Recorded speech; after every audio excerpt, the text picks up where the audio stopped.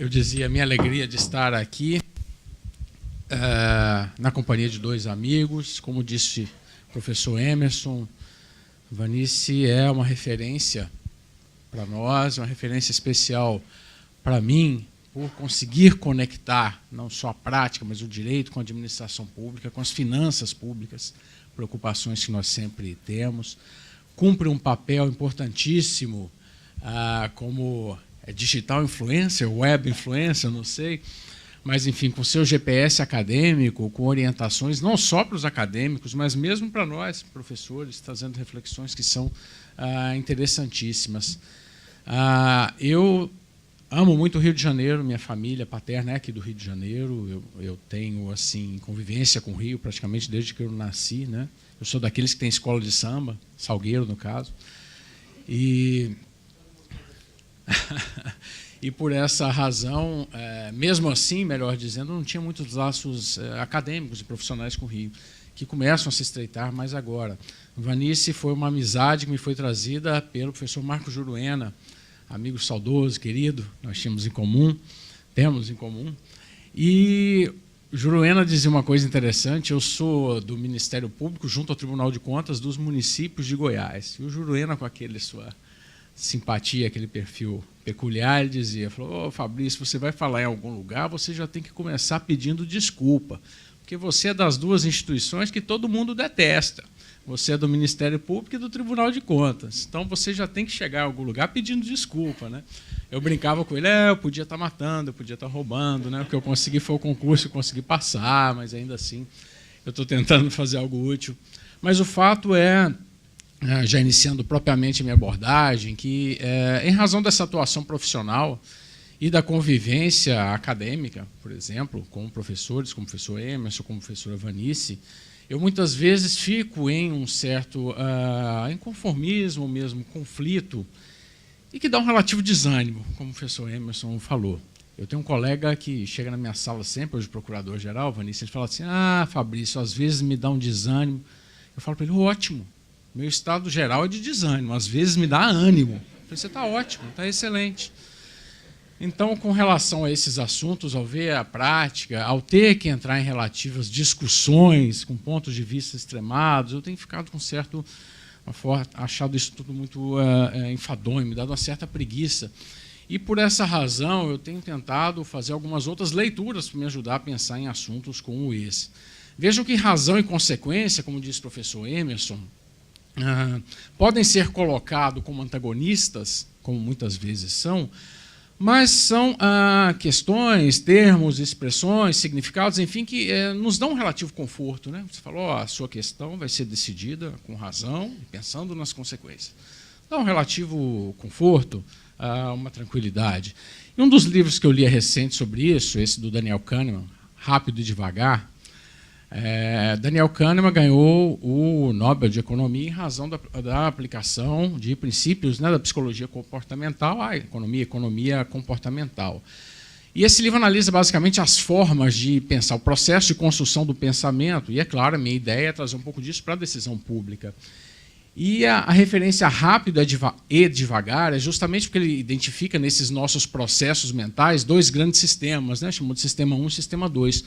Um gatilho automático, rápido, seria esse sistema 1, que opera automaticamente, sem muita reflexão, sem muito esforço. São as habilidades instintivas e intuitivas, que ocorrem de maneira involuntária, meio reflexivas. E o sistema 2 seria aquele que opera com atividades mais complexas, raciocínios mais elaborados, e que muitas vezes exigem atenção. Quando interrompido, ele pode ser comprometido. Claro que a nossa tendência nessa mescla, muitas vezes, é optar pelo caminho mais fácil, de forma inconsciente, e que o sistema 1 acabe sabotando o sistema 2. Mas, segundo ele, a nossa mente fica meio assim, né? Muitas vezes entre o rápido e o devagar, e entrando em conflito as duas formas de pensar. Isso, sobretudo, diante de problemas complexos que estão na nossa vida e, claro, estão na administração pública, que aparecem todos os dias para os gestores públicos. O instinto, talvez, a forma elaborada de um pensamento, e mais, é o que ele chama de heurística, né? E os vieses, quer dizer, os atalhos que a nossa mente busca para determinados tipos de decisão. Muitas vezes, com uma pergunta complexa, a gente escuta outra pergunta, ou a mente nos engana e induz a uma outra resposta. É o que ele chama de heurística, que vem mesmo de eureka, como está aí, né? Quer dizer, um procedimento simples, um atalho, muitas vezes buscado pela mente, tentar dar uma resposta rápida para uma questão bem complexa. E ele diz, geralmente essas respostas são imperfeitas. E mais, podem ocasionar os chamados vieses, que são os que distorcem a nossa capacidade de tomar decisões racionais. Quer dizer, de buscar aquela decisão ou imaginar que há a possibilidade de tomar uma decisão eminentemente racional. O viés ele traz uma tendência à irracionalidade. Ele identifica, por exemplo, a heurística da representatividade. Quando nós avaliamos a probabilidade de um evento pela semelhança com o outro, com os estereótipos. O exemplo que ele dá, quando fizeram um questionário de uma pergunta, uma pessoa tem essas características, uma pessoa calma, tranquila, detalhista, não gosta muito de movimento, consegue se concentrar nas suas atividades. Com base nisso, a profissão dessa pessoa seria bibliotecário, fazendeiro, atleta, não sei o quê. Ele disse que a maioria colocou bibliotecário nos Estados Unidos, né, eu colocaria provavelmente, ele dizendo, sem ignorar que nos Estados Unidos o número de fazendeiros é 100 vezes maior que o número de bibliotecários. Quer dizer, na verdade, não tinha como dar uma resposta a essa pergunta, mas é uma heurística de representatividade, né? A gente acaba representando aquilo. A outra heurística, a que ele faz referência da ancoragem, focar em uma informação recente e usar isso como uma estimativa para outra decisão. Os testes, né, faziam vários números, várias perguntas envolvendo números de 1 a 100. Isso tem de 1 a 100 ou tal. Aí uma outra pergunta dizia, a sequoia é a árvore mais alta do mundo. Você acha que ela tem quantos metros? A maioria fez referência a 100, porque as outras perguntas tratavam de 100. Eu pensava no outro exemplo, né? Já notaram que quando você quer comprar um carro, por exemplo, você tem dúvida entre esse ou aquele, você na rua só vê aquele carro a partir de então? Por quê? Porque você está com aquilo na cabeça, né? Eu queria comprar um carro que lançou agora recente, minha mulher falava, esse carro não vende nunca, você não vai. Eu comecei a ver esse carro em todo lugar. Ó, tá vendo? Tá vendo? Tá vendo? Né? Acho que os únicos 3 que tinham em Goiânia, eu enxerguei ele diversas vezes. Exato. E a heurística do afeto, é o nosso julgamento de dizer que uma coisa é boa ou ruim. E os vieses, quer dizer, aqueles que comprometem a nossa capacidade de tomar decisões racionais, nós conhecemos. O mais comum é o viés de confirmação, confirmar uma ideia que a gente já acha. É o medo, né, com relação a essa lei, de só ser utilizada para confirmar, por exemplo, julgamentos que já se fazia de certa forma, o viés de aversão à perda, excesso de confiança, de manter o status quo, enfim. Esse é o primeiro ponto, então, para construir esse cenário de forma breve, e a minha conclusão foi, é difícil ter uma decisão predominantemente racional em qualquer etapa, e a linha do Kahneman e do Tversky é exatamente essa. As decisões são muito influenciadas por fatores que estão totalmente fora do nosso controle. O segundo livro, esse eu não terminei de ler, estou lendo ainda. Está na moda, né? Taleb. Taleb é autor do Cisne Negro, né? E esse livro, Arriscando a Própria Pele, estou mais ou menos na metade dele. Eu tenho gostado, assim. Taleb hoje é um guru da economia, né? E é um cara, eu acho engraçado, ele é muito mal-humorado, né? Tem umas tiradas ótimas, né? Ele diz assim, hoje a maldição da modernidade é que nós temos muitas pessoas interessadas em explicar e poucas interessadas em entender, né? É um cara que parece meio mal-humorado, assim, um misto de, vou usar um exemplo da minha terra, não, Jorge Cajuru com um Olavo de Carvalho, com um Diogo Mainardi, com outro, mas ao contrário de todos esses, um gênio. Ao contrário de todos esses. Então, Taleb, nesse livro, ele diz mais ou menos, o básico é o seguinte, é o skin in the game, não confie em quem não põe a sua pele em risco. E ele diz, a burocracia é uma construção pela qual uma pessoa é separada das consequências de suas ações. Aí eu trago a ligação com consequência e risco. Quer dizer, diz o próprio Taleb, né, que o mecanismo de transferência de risco também impede a aprendizagem. Não há evolução sem que se arrisque a própria pele. A experiência vem do próprio aprendizado. Vanice, com certeza, tem essa cabeça hoje, porque já foi do executivo, já foi gestora, já foi secretária municipal, já esteve 2 lados do balcão, vamos assim dizer. Eu estou no controle, eu nunca fui ordenador de despesa, nem quero ser. né? Espero que nunca seja, mas sem essa experiência, sem se submeter a determinados riscos, que nem todos estão sujeitos, você não avalia da mesma forma a consequência de forma nenhuma. Dizem que na França, professor Emerson, que os grandes gestores, né, antes só podem ser gestores depois de passarem por experiência lá na grande escola nacional de formação, tudo, que tem que ter uma experiência prática antes de assumir largos cargos.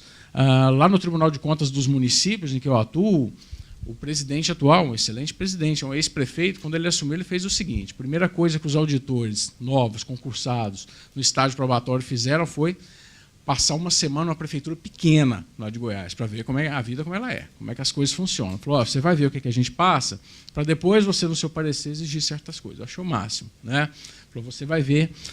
E, nesse caso, não confie em quem não se expõe ao risco, as consequências não são as mesmas e existem instituições que não estão em risco da mesma forma que os demais, que não estão expostas ao risco de responsabilização. Aí é o terceiro elemento e último desse cenário, que é justamente o chamado jogo duro, o constitutional hardball, como diz o Tushnet, que é a utilização atual pelos poderes de mandatos e prerrogativas, pautando, moldando as relações entre os poderes. Não vou entrar no juízo de constitucionalidade, mas um ciúme institucional, a luta por ocupar espaços entre os poderes constitucionais, entre todos, poderes e instituições. Quer dizer, por meio de suas prerrogativas, no exercício de suas competências, um jogo duro entre o Ministério Público, entre a Controladoria, as controladorias, os tribunais de contas, o próprio Judiciário, um certo ciúme institucional, eu digo até uma certa fagocitose institucional, em um sistema que tem competências, muitas vezes, complementares, que se interpolam, sobretudo em razão de competências comuns que nós temos no artigo 24 da nossa Constituição. E essa luta pela ocupação de espaços, então, se junta aos outros dois elementos que trouxe inicialmente o tema do nosso evento, quer dizer, razão e consequência. Como, então, nesse cenário, falar, e dizia o professor Emerson, interpretação, já que, naturalmente, interpretação é subjetividade. Difícil tentar objetivar totalmente todo e qualquer tipo de interpretação. Digo a vocês a respeito da minha experiência, né? E eu me considero, eu sou procurador do Ministério Público, eu me considero fora do risco. Não estou com skin in the game. Eu brincava com um amigo, né, ministro, que deu uma palestra, o direito administrativo do medo. Ele falou, não existe direito administrativo do medo, tal. E o pessoal batendo lá no Paranaense, né, nos congressos. Eu brinquei com ele, falei, ministro, eu concordo totalmente com o senhor. Falei, que bom. Eu falei, mas eu sou do Ministério Público, eu não tenho medo de nada, não.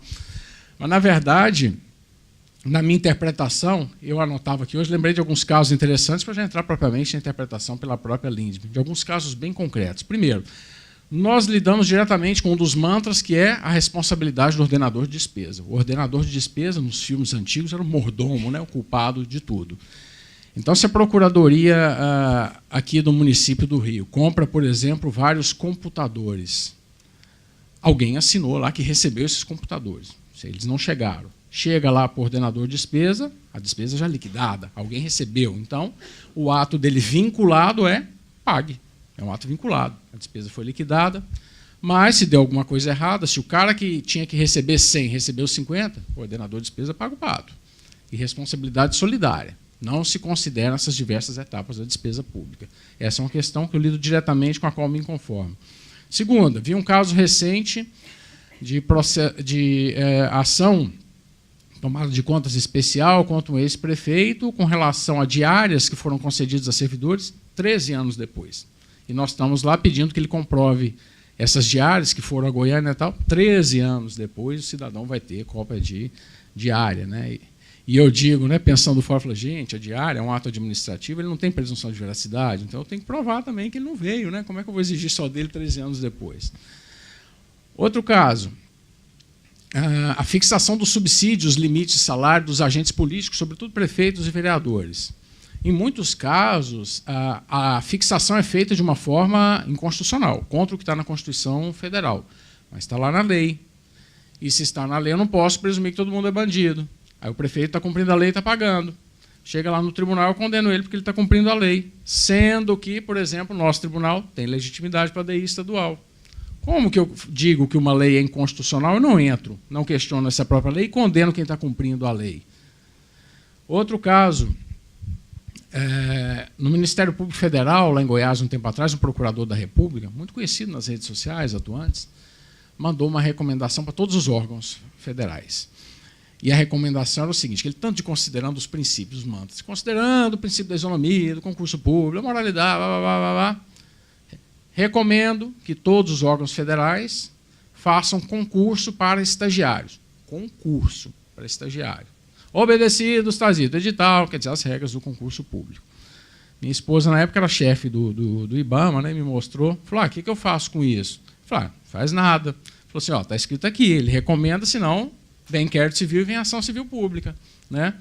Aí eu fui lá e falei, de onde que ele leu a Constituição e tirou que tem que fazer concurso para estagiários? Pode ter um processo seletivo, tal, básico, né, com os princípios, claro, né? Mas concurso, publicar edital no Diário Oficial, ela falou, eu prefiro deixar de fazer, porque eu não tenho estrutura, não tenho pessoal para isso. A maioria deixou de fazer com medo que o procurador da República depois fosse questionar. Já no fim dos exemplos, há muito tempo atrás também a Câmara Municipal de Goiânia alugou carros para a frota. Né? E o promotor, o colega lá do Patrimônio Público, ele foi conversar comigo e falou, a Câmara está alugando carro, não sei o que, eu estou a questionar, vão trocar uns elementos. Eu falei, mas você vai questionar por quê? Aí ele me perguntou, você aluga carro ou você tem carro? Eu falei, eu tenho carro. Ele falou, está vendo? Eu também tenho carro, ninguém aluga carro. Todo mundo tem que ter carro, que é mais vantajoso. Eu falei, mas por isso processou, entrou com a ação, deu tanto trabalho. Então, hoje, né? Hoje eu alugo carro, hoje eu não tenho carro, eu alugo carro. Último caso, na época de Belo Monte, sem entrar no mérito, a lei diz que devem ser feitas audiências públicas no plural com os envolvidos. Né? Estava naquela dúvida, a AGU, o pessoal da MPF, quantas audiências públicas? Estava lá, 1, 2 ou 3, ele tinha com a população que ia sofrer, com os indígenas, né? Com o pessoal do meio ambiente e tal. O MPF queria 8 audiências públicas com cada um dos interessados, com os índios, tal. O pessoal do Executivo falava, 8, não dá para o nosso cronograma, a gente consegue 5 com esse, 6 com esse, tal. 8, 6, 8. A lei falava audiências públicas no plural. Resultado, judicializaram, porque não era 8, que era o que o MPF queria. O que eu estou falando com tudo isso? A subjetividade na interpretação, e aí sim, dá importância, sim, com todos esses defeitos trazidos pelo professor Emerson, mas de uma lei que tente, muito embora não tenha conseguido realmente, com todos os méritos, tratar desse assunto, sobretudo porque, eu retomo o que eu disse no começo, e fazendo a autocrítica, eu penso que quem atua no controle tem uma certa heurística em enxergar outra pergunta. A heurística é que existe um antagonismo, uma contraposição entre interesse público e interesse privado. Nós partimos dessa heurística. E que, de vez em quando, nós temos um viés que compromete o julgamento. Né? O viés é o particular que lesar o Estado. O empresário está sempre errado, o particular quer sempre lesar o Estado. Quantas vezes eu atuava, via... eu mesmo, naquela montanha de processo, pensava o seguinte, não, você fica mais tranquilo negando algo. Fala, depois tem recurso. Né? Penso no promotor, no meu colega, com relação ao aluguel de carro. A pergunta para ele, a pergunta que deveria ser feita é mais vantajoso economicamente, por várias razões, que uma entidade pública que utilize carros, que gaste com manutenção tal, alugue carros ou compre carros? O que é mais vantajoso? Na cabeça dele, a pergunta foi outra, que ele respondeu. Né? Eu compro o carro ou eu alugo o carro? E, com base nisso, ele aplicou o julgamento, o seu julgamento, ele abriu um inquérito civil público para tanto.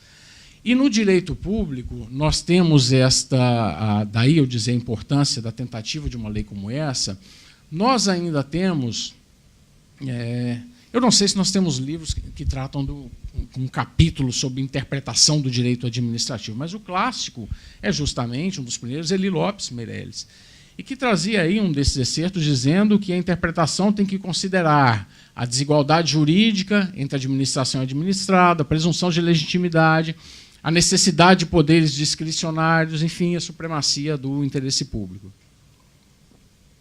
É claro que isso era uma outra época, né? Que essa sofisticação que nós já temos hoje a respeito do que já é o interesse público, o professor Daniel Ashin tem um livro excelente sobre isso, não estava em voga como hoje. mas que ainda prevalece, sobretudo com relação à atividade de controle, essa, vamos chamar de heurística, de prevalência, sim, da forma de supremacia do interesse público e de que ele necessariamente está em antagonismo com o interesse privado, que não é verdade. Eu canso de receber todo final de ano visita de empresários que prestam serviço para o poder público e vão lá dizer, olha, eu prestei serviço e ele não me pagou. O professor Emerson mesmo advogou um caso assim, um tempo atrás.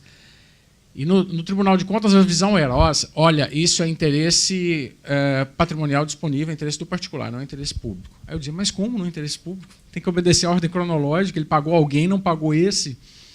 Então eu estou partindo, esse cara se quiser contratar advogado, se vire, que vá na justiça. Como isso não é interesse público? Eu estou partindo do pressuposto que o interesse dele é privado, que não é interesse público. Então, nesse cenário de certo desarranjo, é que a edição de uma norma com interpretação, com cânones, talvez voltados a essa necessidade de evoluir com relação a esse cenário, era, sim, nisso concordo com o professor Emerson, mais do que necessária. Nesse particular, a LINDB, então, vem, né, a alteração a esses dispositivos aí voltados ao direito público, se encontra, se insere nesse cenário de ocupação de espaços, de luta, sim, entre poderes, de jogo duro, de controle, de busca de legitimação pela ocupação dos espaços, não só pelas consequências em que ocorrem. Um fim em si mesmo, de autorreferência, muitas vezes, por parte dos órgãos de controle. E é assim que nós temos que ver, por exemplo, interpretar o artigo 20, com essa alteração, que diz, já fez a referência o professor Emerson, que nas esferas administrativa, controladora e judicial não se decidirá com base em valores jurídicos abstratos, sem que sejam consideradas as consequências práticas. Assino embaixo tudo que foi dito, professor Emerson, com relação aos valores abstratos, ao resto. Agora, a gritaria do controle à época foi, digamos, interessante, porque, na verdade, a lei, o destinatário dela inicial não é o controle, não são os órgãos de controle, mas são todos aqueles que exercem atividade administrativa. Então, são esses que devem, em um momento inicial, considerar as consequências práticas de suas decisões. O controle vem em um momento posterior. Isso não implica e não pode implicar em desconsiderar legalidade e moralidade, que são outros princípios. Podemos vê-los como um plus e uma norma vocacionada, direcionada à atividade administrativa, digamos, de primeiro grau, na formulação e execução de políticas públicas, já que o controle é uma atividade, como regra, a posteriori, a não ser nos casos de atuação de controle prévio, que são excepcionais. Então, o dever inicial de sopesar as consequências é o dever do gestor. O dever do controle posterior é avaliar, nesse realinhamento de atores, como diz a professora Vanice, se dadas essas circunstâncias, aí já do caso concreto, avaliar essa atuação do gestor, e não o controle estabelecer as consequências propriamente da ação administrativa. Isso não é tarefa do controle. Ele tem que pensar nas suas consequências enquanto órgão de controle. Consequências das suas determinações de controle. E isso muitas vezes é um problema, porque hoje os órgãos de controle estão, na maioria das vezes, muito mais avançados do que a administração pública. E algumas consequências práticas da decisão de órgãos de controle dependeriam desse diálogo com o planejamento administrativo. Exemplo, um tribunal, qualquer instância de controle, decide suspender uma dada obra pública cautelarmente. Estão fazendo a duplicação, VLT, qualquer coisa, suspende. Aí na imprensa qualquer um diz, mas suspender causa muito mais prejuízo, você tem o custo da obra, né, tem que pesar. Realmente, pode ser que sim, pode ser que sim. Agora, quem que tem que estimar esses custos? É o órgão de controle? Inicialmente, é a ação administrativa planejada. É nesse diálogo do que foi planejado, com o que se espera que o controle irá, aí sim, fazer essa previsão. Agora, se isso não foi feito, não é possível se exigir do controle o consequencialismo quanto à ação inicial, quanto à política pública inicial. Isso seria um ato de colaboração, de avaliação, jamais um ato para aplicação de sanção, para suspensão de exigência de ato. E o parágrafo único, também conhecemos, a motivação demonstrará a necessidade de adequação da medida imposta ou da invalidação de ato, contrato, ajuste, processo ou norma, inclusive em face das possíveis alternativas. A mesma questão. Na verdade, as alternativas devem ser pesadas inicialmente pelo administrador público. O controle tem que pesar as alternativas da atuação do controle em diálogo com esse planejamento. Por exemplo, eu poderia suspender cautelarmente essa licitação, eu poderia tentar executar a garantia de uma dada obra, que vai dar mais prejuízo. Se eu não tenho os elementos iniciais, eu não consigo fazer essa relação. Isso ocorre muito, dizia a professora Vanice, saindo um pouco dos tribunais de contas, com relação à judicialização da saúde, é algo que a gente lida bastante. Esbarra em um problema premente, que é a falta de formação dos magistrados e da administração pública, a falta total de noção do processo financeiro orçamentário do Estado. Não sabem nem diferencial financeiro de orçamentário. Então, essa consequência do juiz, por exemplo, fazer o seu raciocínio por ambos os sistemas. Qual a consequência de eu deferir um dado medicamento em uma tutela individual ou condenar solidariamente dois entes a conceder esse medicamento, qualquer um? O juiz não tem esse alcance, por exemplo, porque ele não sabe o que é orçamento, ele não sabe lá, ele fala, ó, o cofre A1 tem dinheiro, abre lá, pega dinheiro, vai na farmácia e compra. Na cabeça do juiz funciona mais ou menos assim. E apesar de alguns avanços, e há um diagnóstico interessante, a professora Vanice passou esses dias do CNJ sobre a judicialização, há um certo voluntarismo do juiz, eu sou juiz, eu decido, e há falta de formação com relação à inserção dessas decisões sob o ponto de vista administrativo, financeiro, fiscal. Então, quanto a esse ponto, eu tenho relativa dificuldade em ter um pouco mais de esperança se nós não mudarmos esse processo decisório de formação, sobretudo, dos gestores e mais dos magistrados no tocante à saúde. Não se atua no mesmo cenário, não se atuam com as mesmas dificuldades. A gente brincava ontem, né, um colega juiz dizia, o problema, você não pode ver a cara do réu. Se o réu foi lá pedir para despachar o processo, você vai conceder. Porque senão o cara morrer, você vai ficar sonhando com ele, eu neguei um medicamento, tal. Não pode conhecer o réu, não recebo o réu que pede, fala com o advogado, porque se eu olhar, eu defiro. Está a imagem dele lá, né, na sua cabeça. Né? Realinhando os atores, como diz a professora Vanice, a própria lei exige que nós pensemos nas dificuldades, quer dizer. Quais são essas dificuldades reais? As dificuldades que eu tenho na minha atuação são as mesmas que o gestor tem se colocar a alteridade, se colocar na pele do outro. Eu brincava muito tempo atrás, né, falava, a minha função é muito fácil, é igual a do Arnaldo César Coelho, né? E aí, Arnaldo, está impedido? Volta lá o tiratema. Você vê lá na linha, a hora que lançou a bola, está 1 centímetro à frente. Está lá em cima, no tiratema. Hoje tem o VAR, né? Na época o tiratema estava muito tranquilo, né? E o juiz, que está lá, o povo xingando, está lá olhando assim no olho, né? Um xingando a mãe, ou tudo tem que decidir na hora, aquela pressão. Então, as dificuldades, as mesmas condições de temperatura e pressão, na verdade, há muito tempo deveriam ser consideradas para que se apliquem normas de acordo com o que se exigia em um dado cenário. Outra coisa que eu concordo com o professor Emerson, muita coisa já era exigida, já existia melhor dizendo, muitas questões postas pela lei, muitas regras já eram exigíveis, com base em muitos outros fundamentos. Em alguns casos, a lei tentou melhorar, mas ou não disse nada, ou poderia realmente ter ido adiante. E, nesse particular, das dificuldades reais, nós temos que lembrar, por exemplo, que o nosso país tem 5.570 municípios. Meu estado, que é Goiás, tem 246 municípios. Desses 246 municípios, vocês acham que quantos têm uma procuradoria do município como a procuradoria aqui do município do Rio de Janeiro? Nenhuma. Nem Goiânia tem assim com estrutura. Né? Tá bom, sem estrutura, mas pelo menos uma procuradoria criada. Acho que uns 10 municípios.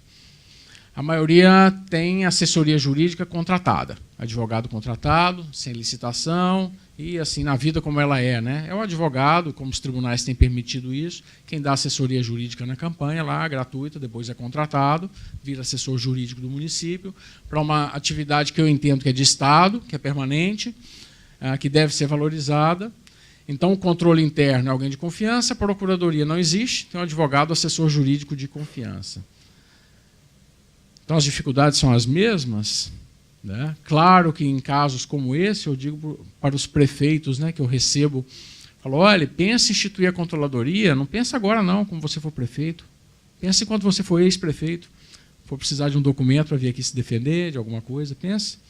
Se você vai lá, não tem a procuradoria e a controladoria, se o seu adversário lá vai te dar documento, elemento de defesa, pense nisso, em uma instituição permanente.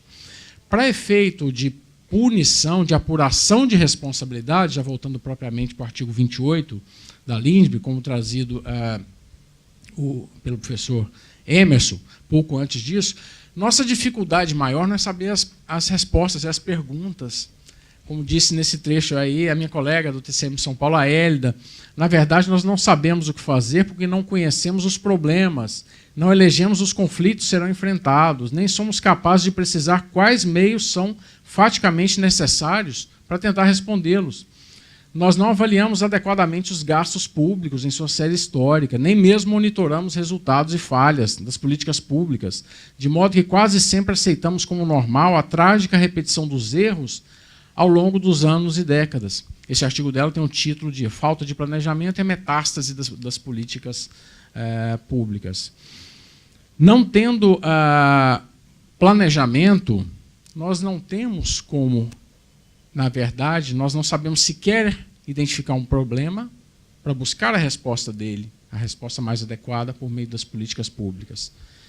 Em não existindo isso, a resposta do controle vai ser a sanção, porque o controle ignora totalmente esse cenário. A resposta será a aplicação de sanção. Planejamento em municípios menores, sobretudo, é uma miragem, é uma falácia. A lei de responsabilidade fiscal, por exemplo, com relação à LDO e PPA, eu vejo isso assim muito claramente. Os municípios contratam consultorias para isso e tem leis padrão. O PPA coloca lá construção da ponte sobre o Rio Preto, Córrego dos Bois. O município não tem rio, não tem córrego. Quer dizer, ou pega no Google ou contrata alguém e manda lá, como se não valesse nada. Então, sem o planejamento, sem valorização de evidências, de estudos, de avaliações, de métricas, eu não posso pensar em resposta adequada a determinados problemas. E há uma tendência a não valorizar planejamento, a não valorizar atividade empírica, a não valorizar estabelecimento de indicadores para buscar dar parâmetros, avaliações a determinados fins. E, nesse particular, o controle externo muitas vezes está à frente, porque existe essa grande desigualdade, porque o nosso processo político, enfim, é uma outra questão. Mas o controle muitas vezes está à frente e mede com a sua métrica, com a sua fita. Então, o controle verifica um dado município, a inexistência de avaliação do programa, tal, mais médicos, outro. O município não tem nenhuma política pública. Política pública de município pequeno é comprar ambulância para levar paciente para a capital. Não tem política pública. Então, sem isso, a tendência, a resposta do controle, muitas vezes, é a pura e simples responsabilização, em um cenário diferente. E responsabilização pessoal. Aí sim chego no artigo 28, com o que o professor Emerson falou a respeito do erro grosseiro. O artigo 28 diz o seguinte, e é o último ponto, professor Evanice, para ficar no tempo: o agente público responderá pessoalmente por suas decisões ou opiniões técnicas em caso de dolo ou erro grosseiro.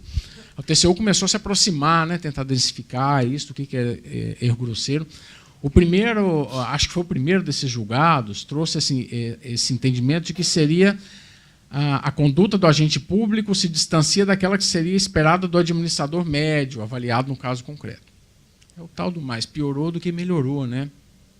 Teve um artigo muito bom, o professor aqui do Rio, Leonardo Coelho, falou assim: na verdade, o TCU que é o administrador médium, não é o administrador médio, que vai adivinhar o que pode acontecer. A professora a Juliana Palma, da FGV de São Paulo, aí fez uma pesquisa sobre o que o TCU considera o administrador médio. Aí diz o seguinte: quem é o administrador médio para o TCU? Para o TCU, o administrador médio é, antes de tudo, um sujeito leal, cauteloso e diligente. Ela vai citando os acórdãos aqui, eu posso deixar a referência depois. Sua conduta é sempre razoável e irrepreensível, orientada por um senso comum que extrai das normas seu verdadeiro sentido. Quanto ao grau de conhecimento técnico, o TCU vacila. Por um lado, o administrador precisa saber as práticas habituais e consolidadas, dominando com maestria instrumentos jurídicos. Cada um desses é de um acórdão. Por outro, ele deve saber o básico, o fundamental, não precisando saber detalhes de minutas de ajustes ou acordos que lhe sejam submetidos à aprovação. Por exemplo, sua atuação é preventiva, ele devolve os valores acrescidos sem expressa intimação e não se apressa a aplicar esses recursos. Não deixa de verificar a regularidade de pagamentos, não descumpre determinação do TCU, não se envolve pessoalmente em irregularidades. É uma pessoa realmente que existe em algum mundo, né? Willy Wonka. O mundo da fantástica fábrica de chocolates, não sei como. TCU evoluiu, sejamos justos com relação a isso, muito criticado. Esse outro julgado, já do ministro Benjamin Zimmer, caracterizou o erro grosseiro, por exemplo, no caso concreto, como diante de um fato de um descumprimento de normativo da entidade. Então, havia um normativo da Petrobras que cuidava da formulação de propostas em licitação, o gestor descumpriu, houve um dano, aí se considerou que, nesse caso, descumprir a norma era um erro grosseiro. E nesse julgado de baixo, foi feita a correlação com a culpa grave, como dizia o professor Emerson, uma noção mais consolidada que nós já temos, inclusive no STJ, para efeito de improbidade, que é a noção de culpa grave. Esse julgado aí, o posterior, já assentou esse entendimento. É o Acórdão 815 de 2019, está ali 20. Erro grosseiro é o que foi praticado com culpa grave. Não dá para vocês enxergarem, mas foi feita uma tabelinha que diz ali o seguinte, né? Gradação do erro, a primeira coluna, pessoa que seria capaz de perceber o erro e efeito sobre a validade do negócio jurídico. Erro grosseiro. A pessoa tem diligência abaixo do normal, o ato é anulável. Erro simples. A pessoa tem uma diligência normal, um ato é anulável. Erro leve. A pessoa tem uma diligência extraordinária, acima do normal, e um ato seria não anulável. Reconheçamos um avanço para tentar aproximar da noção de culpa grave.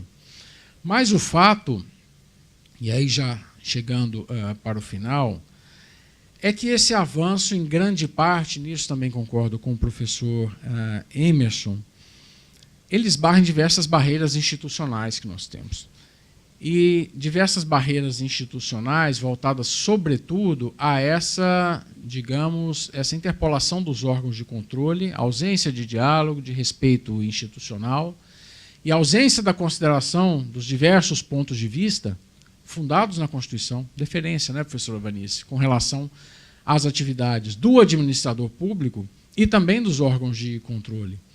Nós podemos tentar resgatar isso por intermédio das políticas públicas, que é um caminho, não sei se eu acredito, mas pensar na necessidade de planejamento, de ação estatal planejada, quanto aos meios, quanto aos fins, quanto às pessoas, quanto aos agentes, quanto aos instrumentos, quanto à avaliação, quanto às métricas.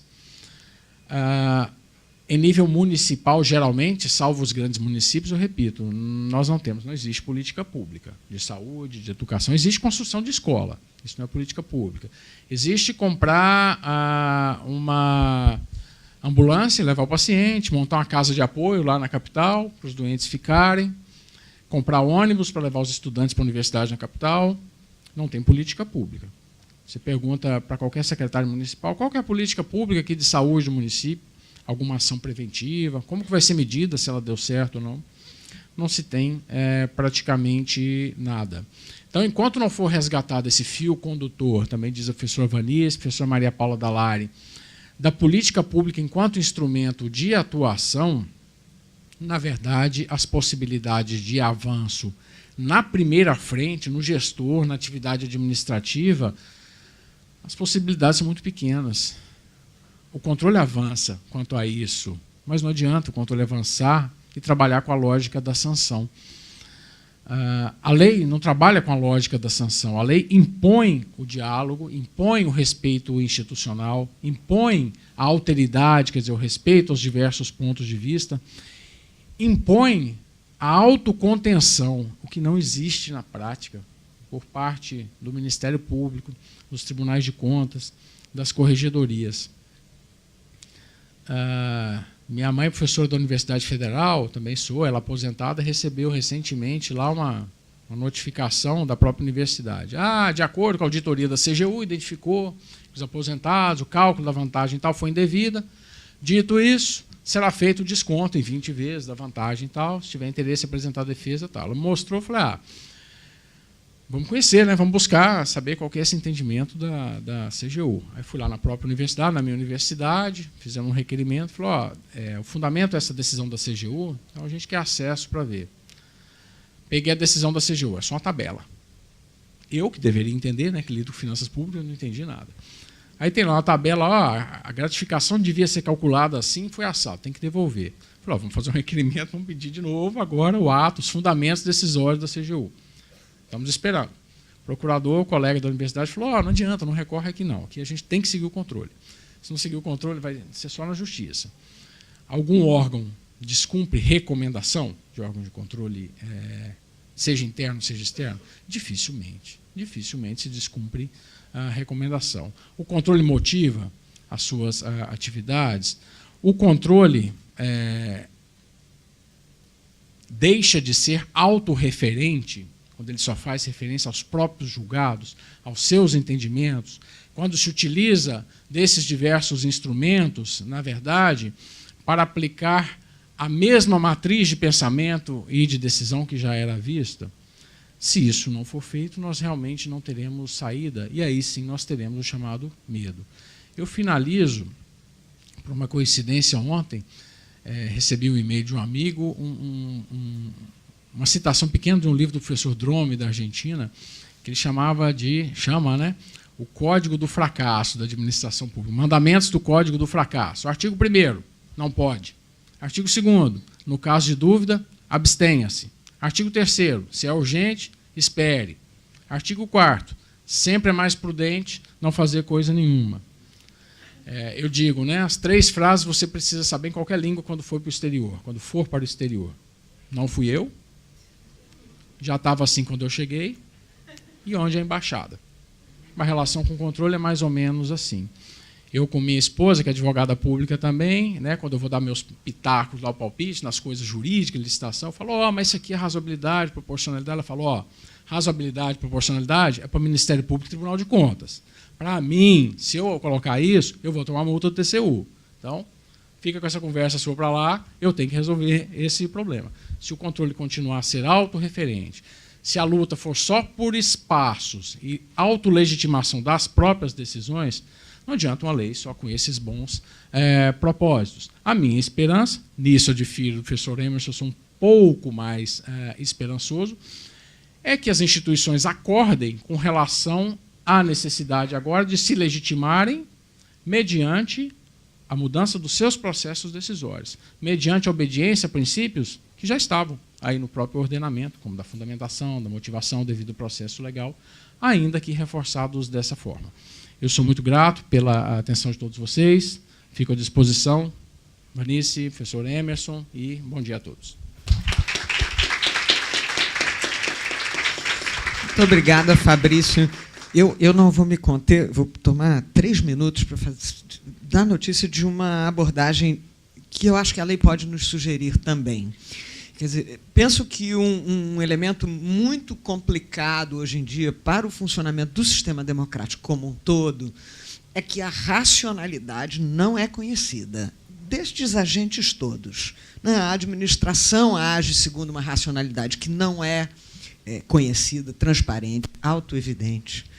O controle, por sua vez, como não conhece a racionalidade da administração, desenvolve a sua própria racionalidade, que, Fabrício acabou de dizer, nem sempre também é compreensível, vem lá a tabela, ou isso ou aquilo. E o judiciário, com a abertura dos princípios, né, com o principialismo e tal, também decide segundo, eu costumo dizer, é um pupurri, junta lá a razoabilidade, a proporcionalidade, a dignidade da pessoa humana, e então pode qualquer coisa. Então, eu acho que o grande investimento, né, o Estado Democrático de Direito 2.0, envolve a gente investir no conhecimento da racionalidade das instâncias decisoras. Né? Acho que este é um investimento que a 13655 nos propõe, né? Se a gente tentar encontrar um significado mais palpável para ela. Porque quando ela traz esses elementos, né, a avaliação de consequências, definição de efeitos, etc., etc., o que ela quer é que estas racionalidades existam e se ponham em diálogo. A administração pública, por que ela muitas vezes não declina a sua racionalidade? Eu tenho repetido esse mantra por aí, né? Essa pregação. Duas razões existem pelas quais a administração não declina a sua racionalidade. A primeira delas é o conhecimento empírico, intuitivo, né? A administração repete as coisas. A gente que trabalha nos órgãos administrativos da Mata já há de ter experimentado isso. Eu, na SMA, quando eu perguntava, mas por que a gente faz assim? Aí eles me diziam, Emerson, isso é assim desde o tempo do professor Hélio Ribeiro. Eu não tinha a menor ideia de quem era o professor Hélio Ribeiro, nunca tinha visto na vida, mas era um cânon, sabe, assim, um ícone na administração. Quando você queria encerrar o papo, você dizia, era assim desde o professor Hélio Ribeiro. Né? E a administração tem isso, ela vai fazendo, sempre fiz assim, né? Eu já nem me lembro mais, é um conhecimento imemorial. Então, a racionalidade se perde no tempo. Né? Eu não lembro mais. Quando eu entrei, me disseram que faz assim. Essa é uma das razões. Né? Segunda razão pela qual a administração não declina a racionalidade, e essa é uma questão mais sensível, é porque a administração tem que decidir já. Né? A primeira porta onde os problemas batem, isso é uma frase que eu repito sempre, é na da administração. Eu costumava dar um exemplo que já está superado, que era quando surgiu o Uber. Agora eu tenho um exemplo mais moderno. Né? Eu digo, olha, carro autoconduzido vai começar a rodar amanhã. Amanhã. A gente acha que não, né? Mas está rolando aí. Então, daqui a, 2, 3 anos, vai ter carro autoconduzido. E quem é que vai ter que resolver os problemas primeiro? É a administração. O sujeito está com não sei quantos pontos, pode ter o carro autoconduzido. Você pode ter um carro autoconduzido se você não tem habilitação. Contra quem eu deduzo os pontos da multa praticada pelo carro autoconduzido? Tudo isso é a administração que vai ter que resolver. Então, ela é a primeira que tem que resolver e ela resolve, portanto, com conhecimento parcial. O que nós sabemos de carro autoconduzido? Nada. E, em algum momento, a gente vai ter que dizer, é assim, os pontos são do dono. Os pontos são do carro. Sei lá de quem que são os pontos. Em algum momento a gente vai ter que dizer. E aí, quando a administração decide com conhecimento parcial, ela tem dificuldade de dizer isso, porque ela tem medo do controle. Caramba, eu vou dizer que eu não conheço ainda o problema inteiramente, e que, gente, é o que tem para hoje, com o que eu tenho de informação, o que eu posso orientar isso assim. Né? Então, essa é uma das razões também pelas quais, muitas vezes, a administração não declina as suas razões. Porque ela não quer dizer que decidiu com o que tinha. Só o que eu disponho de informação é isto. Né? Então, acho que... mas não tem outro jeito. Né? Muitas vezes, a administração vai ter que decidir com conhecimento parcial, sim. Né? Então, eu fico pensando nas dificuldades reais do gestor, né, de que a lei fala. Acho que esse é um elemento que a lei está dizendo, olha, a gente tem que considerar que isso existe. Né? Uma coisa é a administração decidir no calor de terça-feira, né? Outra, da última terça-feira aqui no Rio. Outra coisa é a administração decidir daqui a 3 meses. Né? Então, acho que esses são elementos que a lei permite. E aí penso que o investimento nesse declínio de racionalidade e diálogo de racionalidades, talvez seja o grande efeito positivo dessa lei. Quer dizer, a gente exigir da administração, olha, diga por que você decidiu, quais foram os elementos de que você dispunha, qual foi a tua avaliação de consequências, e exigir que depois as instâncias que venham dialoguem com isso. Porque também é muito simples, eu, como controlador, 60 dias, 90, 13 anos depois, não devia ser assim, devia ter feito de outra maneira. Não, você tem que dialogar com as razões que a administração declinou, né? Até para que a atuação controladora tenha um efeito pedagógico. Então, é preciso que eu, gestor, né, e aí Fabrício mencionando municípios aí no interior, não precisa nem ir tanto no interior, a gente pode ir aqui do lado, né, sei lá, Varre-Sai. Né, é preciso que esse gestor consiga extrair da ação de controle um aprendizado, porque senão o aprimoramento da ação pública não vai acontecer nunca, fica um jogo de coerção e censura. Né. Então, creio que talvez a gente possa, todas essas referências, que concordo com o professor Emerson e o professor Fabrício, talvez não tenham sido as mais felizes, talvez a lei pudesse ter sido mais esclarecedora do que ela foi, mas se a gente entender estas referências como um reclamo permanente de declínio das suas razões e de estabelecimento de um diálogo, a gente pode começar a avançar um pouco mais no sentido do aprimoramento da ação administrativa. E quanto mais a ação controladora dialogue com as suas razões, maior o poder de indução para que a administração efetivamente decline as suas razões. Acho que está na hora. Quer dizer, a gente trabalhou durante muito tempo no direito brasileiro com a lógica da coerção. Vamos fazer, então, a lei de improbidade, vamos fazer a multa, vamos fazer isso, vamos fazer aquilo. Mas é preciso que você trabalhe também com o viés da indução. Quer dizer, o que fará com que o administrador, no meio de todas as confusões que são próprias à sua função, né, dedique tempo, energia, dinheiro, capital político e tal, para fazer uma ação planejada, estruturada? O que fará com que ele dedique esse tempo, dinheiro e capital político é fazer diferença à ação estatal ser planejada. Né? Ele poder demonstrar isso e isso ter algum efeito sobre a ação de controle. Se o fato de você fazer a ação, planejada ou não planejada, for indiferente, por que eu vou me dar o trabalho de planejar? Né? Então, é preciso que a gente invista numa lógica que valorize o planejamento. Né? Eu tenho uma pesquisa pessoal já em andamento no campo da deferência, para com as escolhas administrativas antecedidas de planejamento, mas acho que a lei ajuda um pouco neste sentido. Desculpe a todos, mas tomei assim, a primazia de deter o microfone para falar um pouquinho. A gente ainda tem uns minutinhos, eu queria abrir a possibilidade de alguma pergunta que alguém tenha a formular. Vamos, então. Enquanto eles se animam à pergunta. Se anima, só para dizer que eu concordo totalmente com o que você falou. Então, quando eu dizia que se esses problemas não forem resolvidos do planejamento, não vai ter esse diálogo com relação a essa ação, porque não vai existir política pública. Né? Dou um exemplo e com relação a essa exigência de planejamento, de racionalidade, como você disse agora, que a gente tem esperança que possa acontecer. Lá no município de Goiânia, os hospitais gerais públicos são geridos, né, administrados por organizações sociais, já há um bom tempo, já há uns 10 anos. Então, os resultados são tidos como satisfatórios, etc. Logo que isso foi feito, essa gestão, essa transferência da gestão foi feita por meio de uma lei, fomos debruçar, estudar o assunto, e o questionamento do colega do Ministério Público Estadual foi com relação a essa transferência da gestão. Aí, assim, o questionamento foi, não pode, é saúde, é o consenso de Washington, aquela coisa. Eu falei, gente, tudo bem, eu posso até concordar, você pode discordar. Falou, mas o Supremo já considerou essa possibilidade com relação a esse equipamento constitucional, tudo. Nós temos que, usando a expressão, né, popular, cair para dentro. Eu falei, primeiro, eu tenho que fiscalizar agora esse contrato, a execução desse contrato de gestão. Está na época de renovação agora. Eu estou na LINSB, falei, não quero só fiscalizar a execução do contrato de gestão.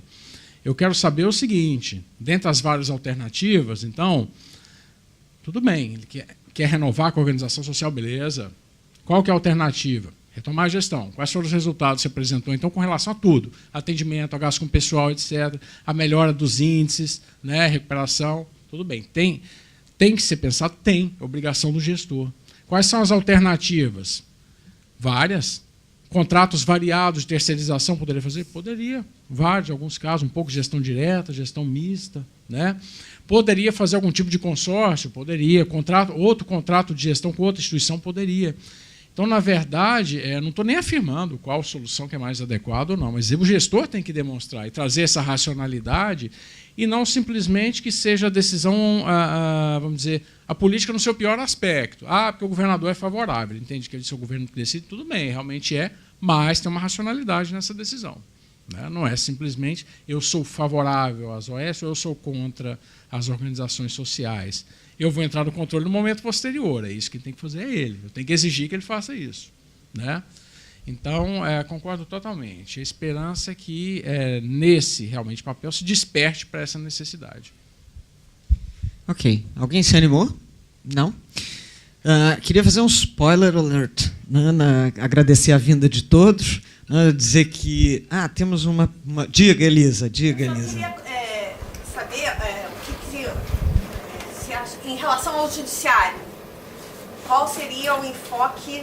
Porque eu acho que a lei pode impactar o judiciário, né, e eu queria saber o que vocês teriam a dizer a respeito, né, que é o último órgão de controle e diante das circunstâncias do que tem acontecido, que eu acho que o Supremo tem decidido, os tribunais superiores decidem de uma forma, mas quem dá a palavra final é o Supremo, mesmo que adentre uma sistemática diversa do que seria a sistemática jurídica, é o Supremo que tem dado a palavra final. E qual seria, então, qual a relação que vocês fazem da nova lei em relação ao judiciário? Só pontuar antes de passar, por exemplo, a gente teve recentemente, até conversando com os dois, um enunciado no CNJ envolvendo a questão de judicialização da saúde com referência expressa à observância da LINDB. Então, no próprio Supremo Tribunal Federal, o ministro Luiz Fux é um que de vez em quando diz: olha, está vigiando a LINDB e tal. Assim, o tema começa a aparecer. E nós, agora, com visões muito antagônicas, né? Por vezes, no outro dia, havia um julgamento em curso e aí o ministro Alexandre de Moraes dizia assim: estão argumentando que isso gerará custo, né? Mas é um custo determinado pelo Supremo Tribunal Federal. Aí eu fiquei pensando se isso é uma outra categoria econômica, né? Se for custo do Supremo é mais barato, né? Eu achei assim uma coisa interessante. Mas só para pontuar que o tema começa a aparecer. Fabrício. Bom, não sei o que o professor Emerson acha. Eu tenho mais esperança de que a lei impacte com relação às atividades de controle interno e controle externo, muito embora, evidentemente, se aplique também ao Poder Judiciário. E o que eu esperaria mais, sobretudo do Judiciário, seria a autocontenção, seria a deferência, seria dialogar, como diz a Vanice, com esses diversos pontos de vista. O meu receio é que, por razões variadas, que se continue utilizando as imprecisões da lei, como diz o professor Emerson, para repetir o mesmo processo, a mesma racionalidade, a mesma decisão, que é meio que o achismo dos juízes, sobretudo do Supremo. Nesse particular, quando se fala em valores jurídicos abstratos, né, com tudo também que o professor Emerson colocou, o professor Carlos Ari, que foi um dos autores da lei, tem um artigo que chama Princípio é Preguiça, né, que ele fala mais ou menos isso. Fala, o juiz não quer fundamentar, ele fala, de acordo com o princípio da dignidade, manda o tratamento, isso ou aquilo.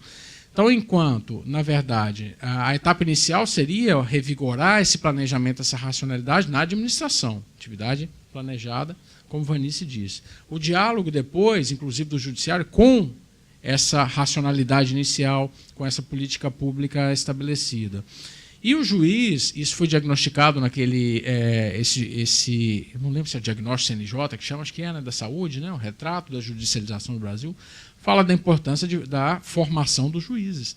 Quer dizer, dos juízes terem noções de administração financeira e orçamentária, desse impacto, de que a decisão dele, então, terá um impacto quanto a isso.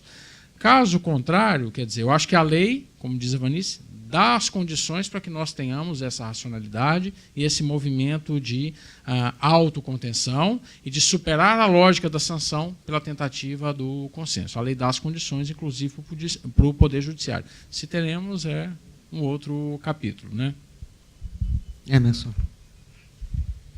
Eu acho que o Judiciário tem que cumprir a lei, né? Todos nós temos que cumprir a lei. Temos que achar um meio de cumprir a lei. Eu como professor, eu fiz uma crítica à sua redação, à sua interpretação, mas tem que cumprir a lei, de uma forma ou de outra. Esse é um primeiro ponto. E já é uma coisa muito... uma colocação minha muito extravagante, dizer que o Judiciário tem que cumprir a lei. E uma prova disso, a professora Vanice mencionou o enunciado que eu não conhecia, a professora Vanice mandou para mim, tem o enunciado 76, em que fala da LINDB, né? É o enunciado da STJ, né? É do STJ? Do CNJ. O CNJ, ele fazia o enunciado 76. E é muito interessante esse enunciado, porque ele é a prova viva da nossa situação atual. O que diz o enunciado? Que a decisão judicial sobre o fornecimento de medicamentos e serviços de saúde deverá, à vista do contido nos autos. Eu fiquei pensando comigo, seria à vista do contido aonde? Eu fico pensando, ainda bem que eles disseram isso, né, no enunciado. Daí ele fala, trazer fundamentação sobre as suas consequências práticas, considerando os obstáculos e as dificuldades reais do gestor e suas exigências políticas públicas. Ele copia ipsis literis a lei. O enunciado fala que, na decisão judicial sobre medicamentos e serviços de saúde, deverá ser respeitados os autos e ser respeitada a lei. Agora nós já sabemos disso, que tem enunciado para dizer isso. Não há um conteúdo nesse enunciado. Não há nada de específico, de interpretativo. Ele fala, naquele caso, tem que cumprir a lei. Como se nos outros pudesse não cumprir. Como se esse enunciado trouxesse alguma colaboração a nós, que sabemos que o judiciário tem que cumprir, e tem que cumprir de acordo com os autos. Porque você cumpriu de acordo com o quê? Facebook? Pior que estão decidindo de acordo com o Facebook. Né? Agora, eu nem tinha tocado, sabendo que é do CNJ, fica mais escandaloso ainda, porque desde quando o CNJ tem competência para dizer como é que vai ser uma decisão judicial? Esse também, da onde que o CNJ pode dizer como um juiz, no mérito da sua decisão jurídica, deve agir? Não sei, eu não sei se eu estou pensando em voltar para a faculdade, porque eu não estou mais um professor compatível com os novos tempos.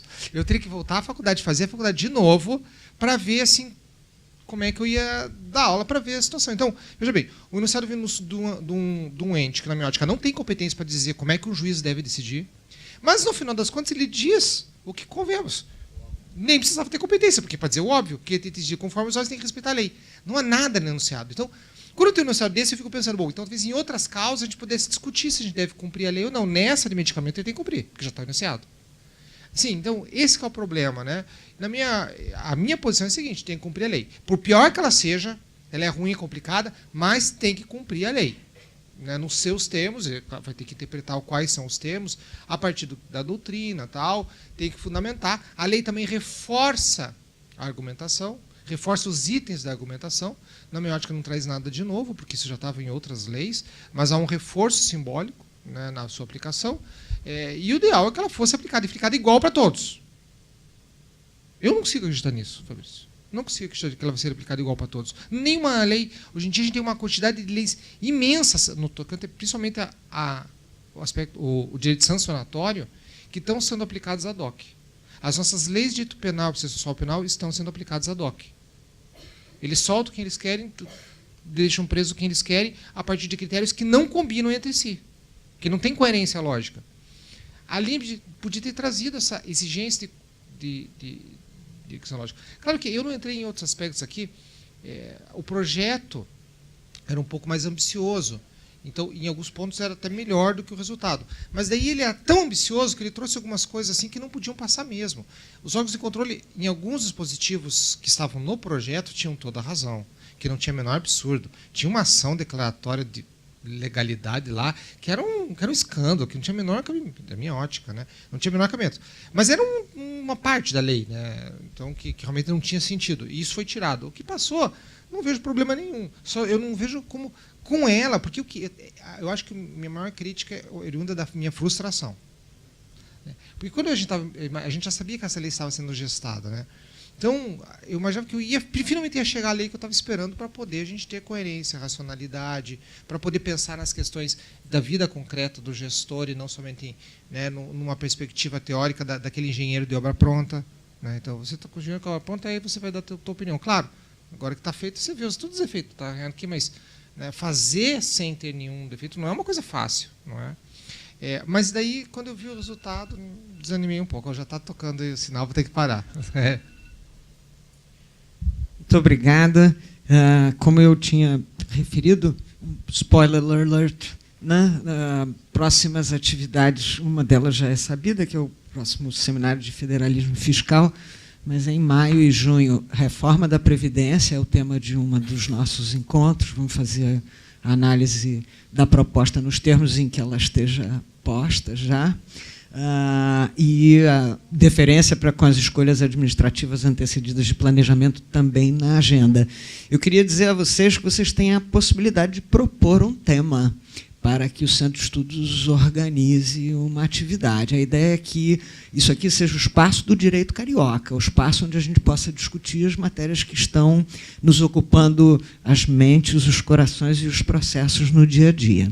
Então, fica o convite para a proposição. Queria agradecer mais uma vez ao professor Emerson, que veio de Curitiba hoje, pela madrugada, professor Fabrício, que veio lá de Goiânia, a vocês que passaram essa manhã aqui conosco.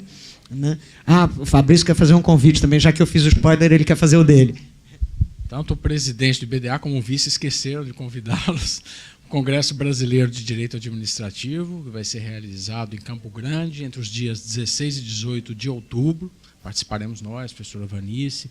Muitas dessas questões serão tratadas lá. Confiram depois, né, IBDA, que é Instituto Brasileiro de Direito Administrativo.com.br. Nós temos uma dinâmica bem aberta, de debates, plural. Estão todos convidados. Então, muito obrigada, uma boa tarde a todos, até a próxima.